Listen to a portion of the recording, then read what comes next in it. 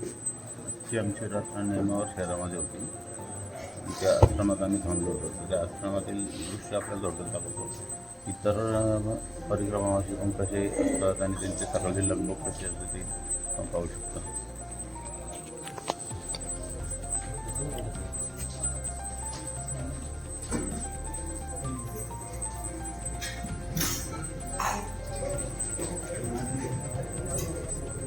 काही पूजा करतात, काही अंघोळीची गडबड आहे, काही पाणी भरून घेतात बरोबर नेण्यासाठी. खूप गडबड असते सकाळी. आता आम्ही इथे मध्ये रस्त्यामध्ये थोडा एक स्टे घेतला बुधनी गावामध्ये. तिथे नर्मदा मातेचं पात्र आहे, त्याचं दर्शन घेण्यासाठी आणि एक मंदिर आहे. तर ते पात्र हे तुम्ही पाहू शकता. हे पात्र आहे, खूप मोठं पात्र आहे. इथे भरपूर पाणी पण आहे आणि हे मंदिर आहे. हे आमचे हिंगमिरे साहेब इथे हां बसलेत. आणि हे आमचे आपल्या माशांना ते माया महाराज नेहमीप्रमाणे माशांना खाऊ घालणार. नर्मदे नर्मदे हार नर्मदे हार नर्मदे हार. हे आमची ताई बघा फोनमधून. आणि माया महाराज माशांना खाऊ घालतात. ते आज परिक्रमेला असल्यापासून प्राण्यांना पक्ष्यांना नाही घातलं ते कधी. माशांना आणि प्राण्यांना भरपूर खाऊ घातले त्याने. बुधनी घाटावरती राम लक्ष्मण सीता मातेची सुंदर मूर्ती आहे. हा मंदिर लोक दर्शन घेतात. त्यानंतर हा हॉल आहे आणि हे विहिंगम दृश्य नर्मदा मातेचं मंदिराच्या दरवाज्यातून छानच आहे.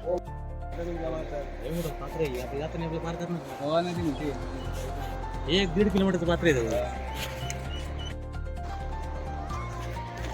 बाणगा बाण इथलं नर्मदेचं पात्र आहे आणि इथे संगम आहे. आणि आम्ही सर्व मित्र इथून आता घाट उतरतोय दर्शनासाठी. आणि हे नर्मदा नदीचं पात्र. तिथे काही परिक्रमावासी आंघोळ करतात आणि हे मस्त झुलझुल वाहणारं पाणी. त्यानंतर हे आमचे फोटोग्राफर हनुमंतराव बस पाटलांचे फोटो काढतात. आणि माया पाटील कुठेतरी माशांना खाऊ घालत असेल नक्कीच. हे बघा खाली हे ठरलेलं आहे. आज आमचा दुपारचा विश्राम इथे आश्रमात होता. इथून नर्मदा मैयाचं पात्र एकदम उत्तम दिसतंय. त्यानंतर हे आश्रम आहे. हा विश्रामगृह आहे इथला. त्यानंतर हा आश्रमाचा हॉल या इथे हे बघा हा हॉल आहे आश्रममधला. आणि बाहेरील बाजू आहे.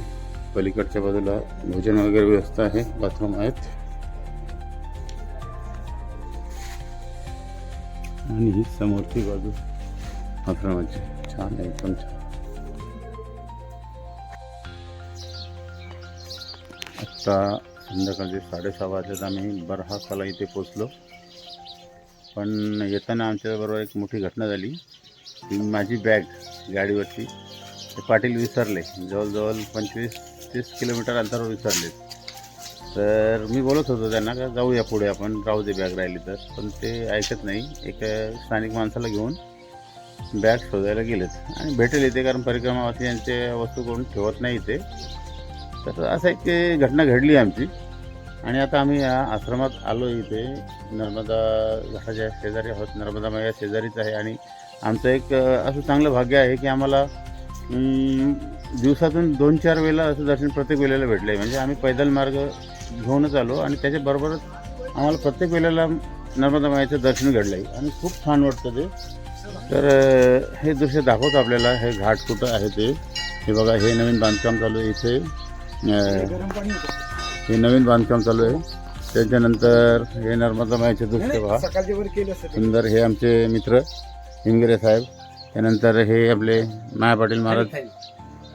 ते हे घाट किती सुंदर दृश्य आहे बघा, विहंगम दृश्य एकदम. आणि आता आम्ही चाललो आहे तिथे आंघोळ करण्यासाठी. आता आम्ही भेडागाठीत आलो आणि इथे त्रिवेणी संगम छान आहे आणि तिथे आता आम्हाला एक बाबांनी जेवणासाठी आग्रह केला आहे आणि ही लोक जेव घातल्याशिवाय जाऊ देत नाही.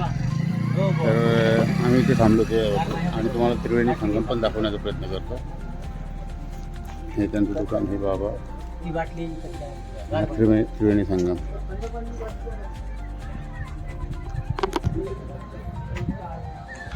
हा त्रिवेणी संगम. त्याच्यानंतर ही 4 लोक आमच्यासारखीच परिक्रमावासी आमच्या बरोबर आहेत. बाईकवरती दोन्ही कपल आलेत. रात्री म्हणजे त्याच्या रात्री आम्ही वस्तीला होतो एकत्र आणि आता आमची भेट झाली पुन्हा त्रिवेणी संगमावर. नर्मदे यार.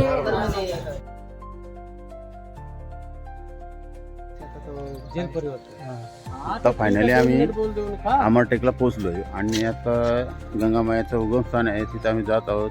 तर पूर्वी या गाड्या आमच्या पलीकडे पार करण्यासाठी तिथल्या स्थानिक लोकांना देत आहोत. ते तिकडून घेऊन जाणार. तर हे आमची लोक इथं उभी आहेत आता. हनुमान पाटील, इंगळे साहेब, पाटील साहेब आमचे एक साहेब गायब आहेत कुठेतरी पाठीमागे आहेत. हां माया महाराज. तर आता आम्ही इथं पोहोचलो आणि पुढील आता बघूया मंदिरात कसं काय आहे ते काही माहीत नाही अद्याप. बघूया आता पुढे दाखवतील. और जिस स्थान पर खड़े हैं ये मैकल पर्वत, यहाँ से 1 किलोमीटर आगे रेवा कुंड, जहाँ पर माता नर्मदा भगवान शिव जी के कंठ के द्वारा एक पसीने की धार गिरी, वही पसीने की धार एक छोटी सी कन्या बनी. वो कन्या माँ नर्मदा थी जो रेवा कुंड से गुप्त होकर के आती थी माई की बगीचा पर. यहाँ पर मैया जी 12 वर्ष तक खेली कूदी अपना बचपना बिताई हैं. उनकी 5 सखियाँ थी, जोहिला, गुलबकौली, मालिनी, मलनिया और कपिला. ये 5 सखियों के साथ मैया जी का बचपना यहाँ पर बीता. 12 वर्ष के बाद दादा माता नर्मदा का शादी का प्रस्ताव रखा गया. सोन जी महाराज ब्रह्मा जी के मानस पुत्र सोन और उनके भाई भद्र. ये सोन की नदी बिहार में भी पाई जाती. वही सोन है जो मां नर्मदा का साथ लग्न तय हुआ था. यहाँ से 24 किलोमीटर दूर माई का मंडप स्थान है. वहाँ पर महाराज जी माता नर्मदा तैयार हो रही थी, वस्त्र श्रृंगार कर रही थी. तभी माता जी ने अपनी दासी को कहा, जोहिला आप जाइए बाहर देख करके आइए सोन जी का बारात आया कि नहीं आया. तो जोहिला ने कहा, माते मेरे वस्त्र गंदे हैं, इस वस्त्र भेष में मैं बाहर नहीं जा सकती. तभी माता जी ने अपने वस्त्र श्रृंगार जोहिला को दे दिए. जोहिला उस वस्त्र श्रृंगार को पहनकर बाहर गई. सभी बाराती वाले को लगा यही मां नर्मदा है. पूरा दुल्हन के भेष में जो है इन्हें मंडप पर बैठाला जाए. तो जोहिला और सोन का आपस में लग्न करा दिया. तभी से मां नर्मदा कुंवारी हुई. मां नर्मदा का शादी टूटने के कारण मैया जी का एक कन्या से जलधारा के रूप में मैया पंडित हुई. वो धार माई विज्ञा से रेवा कुंड तक गुप्त धार माना गया है. अगर आप रोड पे जाते हैं तो आपकी वो गुप्त धारा क्रॉस हो जाएगी. और रेवा कुंड में महाराज जी आज भी गौमुख है. वो गौमुख से आज भी छोटी छोटी बूंद गिर रही है जो आगे जाके मैया का विशाल रूप बन जाता है. अमरकंठ पे जैसे मस्तक है तो नेमावर पे नाभि कुंड और समुद्र गुजरात विमलेश्वर महादेव भरूच वहाँ मां नर्मदा का चरण है. जहाँ पर से आप लोग सागर में नाव के सहारे पार लग गए दक्षिण से उत्तर तक. आज आप भाव सागर में भाव के सहारे पार लगेंगे उत्तर से दक्षिण तक. वो दक्षिण तक की यात्रा माई की बगिया में शुरू होगी. यहाँ आपका जल्द परिवर्तन होगा. उसके बाद आपको ओमकारेश्वर की ओर जाना है.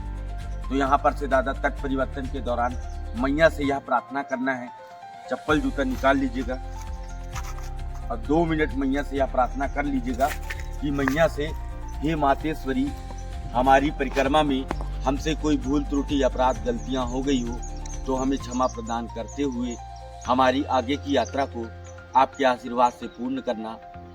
हमारे ऊपर, हमारे परिवार के ऊपर, हमारे बाल गोपाल के ऊपर अपनी कृपा दृष्टि सदा बनाए रखना. नर्मदे. नर्मदे. मैया का नाम एक नाम है नर्मदे. नर का मतलब एक मनुष्य होता है. मत का मतलब उसका अहंकार और हर का मतलब हरने वाली, नाश करने वाली. मनुष्य के अहंकार को जो नाश करती है वही माँ नर्मदा है. नर के मत को हर दे. बोलिए नर्मदे नर्मदे हर. और मैया जो है सबसे सर्वश्रेष्ठ है. जिस प्रकार से गंगा के स्नान मात्र से सारे पाप मुक्त होते हैं दादा, वैसे मैया जी के दर्शन मात्र से है ना। बोली नर्मदे। नर्मदे हर। बस अभी पैसा है ना। यहाँ से दादा अब जो है पार लग रहे हैं। केवट बालक है, भगवान श्री राम जी को केवट ने सहारा दिया था। समुद्र में नावड़ी वाला पार लगाता है। ये छोटा सा भाव सागर है दादा। यहाँ कोई खेती बाड़ी फैक्ट्री नहीं, यहाँ की केवट वाला था। किसी से कोई जबरदस्ती कोई मांग वांग नहीं रहता। आपकी इच्छा खुशी हो तो केवट वाला को कोई देना हो तो ठीक है, ये तो नर्मदे है ना। बस स्थानी पोहोचलो होतो आणि पूजा मांडली इथे आणि पूजेसाठी आम्ही सर्व आलाय लोकं बघू. बसलोय. हा मंदिर आहे मातेचं. प्रसाद लेके चला गया त्यानंतर कुरमुरा लेके गया वो. हे आम्ही इथे एकत्र बसलोत.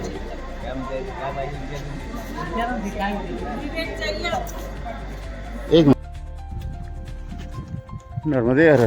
मित्रांनो, आता आम्ही इथे अमरकंटकलाच आलोत आणि आता पूजन वगैरे झाले, गंगा मातेचं दर्शन झालं आणि तिथे आम्ही तिथल्या विधी पूर्ण केला आणि आता आम्ही श्रीयंत्र बघायला आलो इथे डोंगरावरती. आणि हे आपण पाहू शकता, हे जे समोर जे दिसतं ते जंगल आहे आणि हे श्रीयंत्राचं पहिलं प्रवेशद्वार आहे. आम्ही प्रवेश करतो त्यामध्ये. हे आमचे पार्टनर आलेत. हनुमान पाटील यांना फोटो काढण्याचा मोह आवरला नाही.